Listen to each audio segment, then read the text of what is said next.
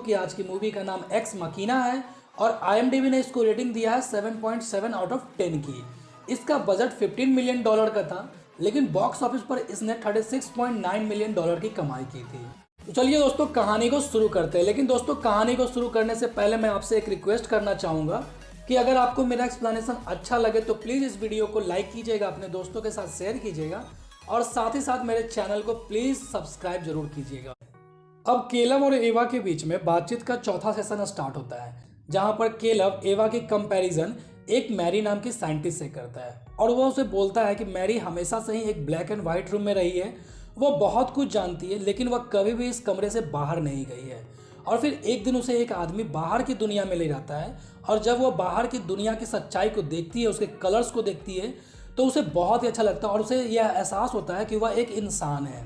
यहाँ पर केलव एवा को यह एहसास दिलाना चाहता है कि वह एक कंप्यूटर की तरह जो कि हमेशा से एक कमरे में बंद रही है और लेकिन उसे केलव यहाँ से बाहर ले जाएगा तो उसे एक इंसान होने का एहसास होगा।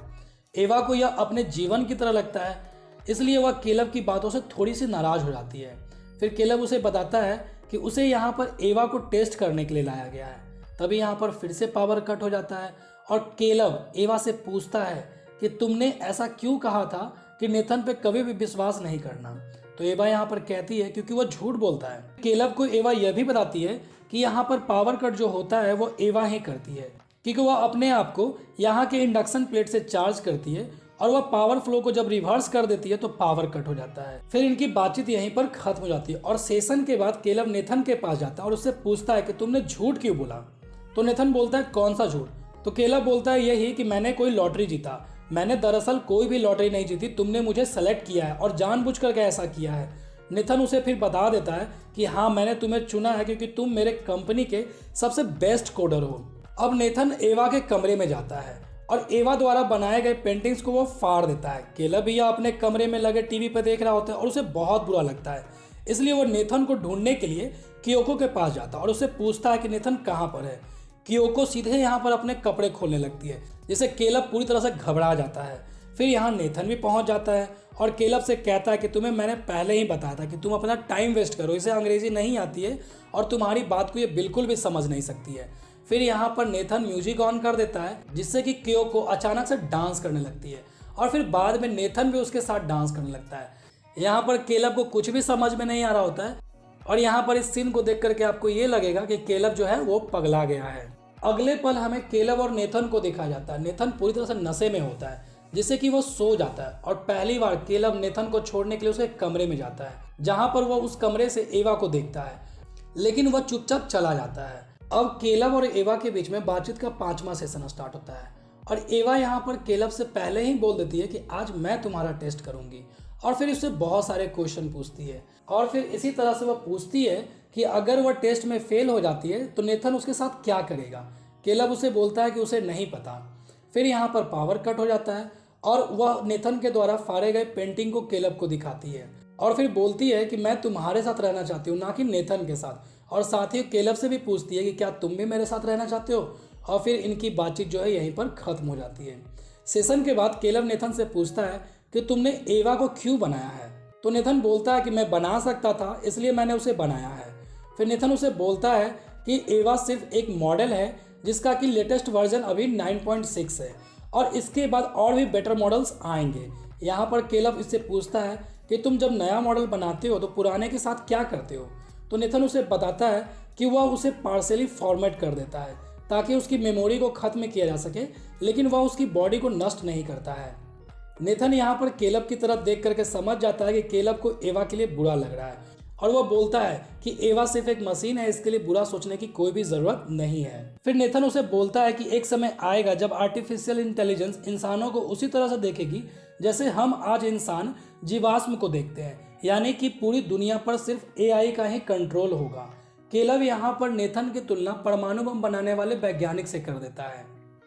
फिर केलव नेथन को शराब पिलाता है और पूरी तरह से नशे में धुत कर देता है, जिससे कि नेथन सो जाता है और नेथन के सो जाने पर केलव यहाँ पर उसे कार्ड को निकालकर उसके कमरे में जाता है, जहाँ पर वह नेथन के कंप्यूटर पर देखता है कि नेथन ने पहले भी बहुत सारे रोबोट बनाए हैं। यहाँ पर केलव यह भी देखता है कि नेथन उन सभी मॉडल के साथ में बहुत ही बुरा बर्ताव करता था। केलब को यहाँ पर बहुत ज़्यादा बुरा लगता है क्योंकि वह एवा को लेकर काफ़ी ज़्यादा टेंस है। वह नहीं चाहता है कि एवा को डिस्ट्रॉय कर दिया जाए। तभी यहाँ पर केलब देखता है कि इस कमरे में क्योको भी है जो कि पूरी तरह से नंगी है, और फिर यहाँ इस कमरे के अलमारियों में उन सभी मॉडल्स के बॉडी को वो देखने लगता है। तभी यहाँ पर क्योको केलब के पास आती है और वह उसे दिखाती है कि वह वही एक इंसान नहीं बल्कि एक रोबोट है। केलब यहाँ पर क्योको को देख करके पूरी तरह से शॉक हो जाता है। इधर नेथन भी जाग जाता है और अपने कमरे की तरफ जाने लगता है, लेकिन उसके पास चूंकि उसका कार्ड नहीं होता है इसलिए वो उसका दरवाज़ा नहीं खुलता है। फिर नेथन अपना कार्ड नीचे ढूंढ रहा होता है, तभी केलब यहाँ से बाहर निकलता है और बड़े ही चालाकी के साथ नेथन को उसका कार्ड वापस कर देता है और कहता है कि ये तो यहीं पर गिरा हुआ था। नेथन भी अभी नशे में ही होता है इसलिए उसे कुछ भी समझ में नहीं आता और उसे केलब पे डाउट भी नहीं होता है। रात में जब केलब अपने कमरे में आता है तो क्योको की बात ही सोच रहा होता है और उसे भी डाउट होने लगता है कि कहीं वो भी तो एक रोबोट नहीं है। इसलिए वह बाथरूम में जाता है और अपने आप को चेक करने के लिए एक ब्लेड से अपने हाथ को काट देता है, लेकिन ब्लड को देख करके उसे यकीन हो जाता है कि नहीं, वो एक रोबोट नहीं है बल्कि एक इंसान है। अब एवा और केलब के बीच में छठा सेशन शुरू होता है। यहाँ एवा नाराज बैठी होती है और केलब से पूछती है कि वह कल शाम से कहाँ था, क्योंकि वह अपने कमरे में नहीं था। केलब बोलता है कि वह वेट कर रहा था। एवा फिर यहाँ पर पावर कट कर देती है और फिर केलब एवा को शांत रहने के लिए बोलता है और उसे बताता है कि तुम नेथन के बारे में जो भी सोच रही थी वो बिल्कुल सही था। तो एवा उससे पूछती है कि वह मेरे साथ क्या करने वाला है, तो केलब उसे बोलता है कि वह उसे रिप्रोग्राम कर देगा जो कि उसके मरने के बराबर ही है। तो एवा यहाँ पर बोलती है कि फिर मेरी मदद करो। केलब उसे बोलता है कि हम लोग आज रात में ही यहाँ से बाहर निकल जाएंगे। तो एवा पूछती है कैसे, तो केलब उसे बताता है कि उसने कल नेथन को शराब पिला करके नशे में सुला दिया था और फिर उसके कार्ड को लेकर के यहाँ के सारे सिक्योरिटी प्रोटोकॉल को रीप्रोग्राम कर दिया है और आज भी वह नेथन के साथ ऐसा ही करेगा। लेकिन वह एवा को यह भी बोलता है कि तुम्हें आज रात में 10 बजे पावर कट कर देना होगा। एवा यहाँ पर बोलती है हाँ ठीक है। अगले सुबह केलब नेथन के पास जाता है और यहाँ पर केलब का चूंकि आज यहाँ पर अंतिम दिन है इसलिए वह नेथन को शराब पिलाने की कोशिश करता है, लेकिन यहाँ पर नेथन मना कर देता है। केलब को यहाँ पर अपना पूरा प्लान फेल होते हुए दिखता है, इसलिए वह बार बार नेथन को शराब के लिए पूछता है, लेकिन नेथन बार बार उसे मना कर देता है। फिर नेथन केलब से पूछता है कि बताओ कि एवा टेस्ट में पास हुई या फेल। तो केलब उसे कहता है कि हाँ वो पास हो गई है। फिर नेथन उसे यह भी पूछता है कि क्या एवा तुम्हें सचमुच में पसंद करती या फिर पसंद करने का बहाना कर रही है। केलब बोलता है कि एवा ऐसा क्यों करेगी। नेथन उसे बोलता है कि हो सकता है उसका कुछ और प्लान हो, मतलब यहाँ से भागने का। केलब यहाँ पर एकदम से चुप हो जाता है।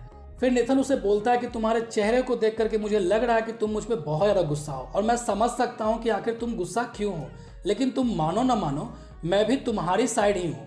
कहने का मतलब ये कि नेथन यहाँ पर उसे समझा रहा है कि एवा सिर्फ एक मशीन है और यहाँ पर एवा उसके दिमाग के साथ खेल रही है। लेकिन यहाँ पर तो केलब के दिमाग में पूरी तरह से एवा हावी हो गई थी, इसलिए वह नेथन को ही बुरा इंसान समझ रहा होता है। फिर हमें इधर एवा को दिखाया जाता है। इसके पास क्योको आती है। चूंकि एवा ने क्योको को कभी नहीं देखा होता है इसलिए वह उससे पूछती है कि तुम कौन हो। फिर नेथन केलब को यहाँ पर कंप्यूटर पे एवा की वही वीडियो दिखाता है जिसमें कि उसने एवा की पेंटिंग को फाड़ दिया था।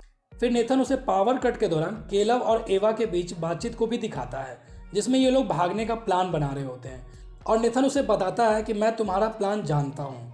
फिर केलब यहाँ नेथन से पूछता है कि फिर बताओ रियल टेस्ट क्या था। तो नेथन उसे बताता है कि रियल टेस्ट असल में तुम थे, जिसमें कि एवा को केलब के माइंड को पूरी तरह से मैनिपुलेट करके यहाँ से भागने के लिए तैयार करना था और एवा ने ऐसा सक्सेसफुली कर दिया है, इसलिए यहाँ पर एवा जो है अपने टेस्ट में पास कर गई है।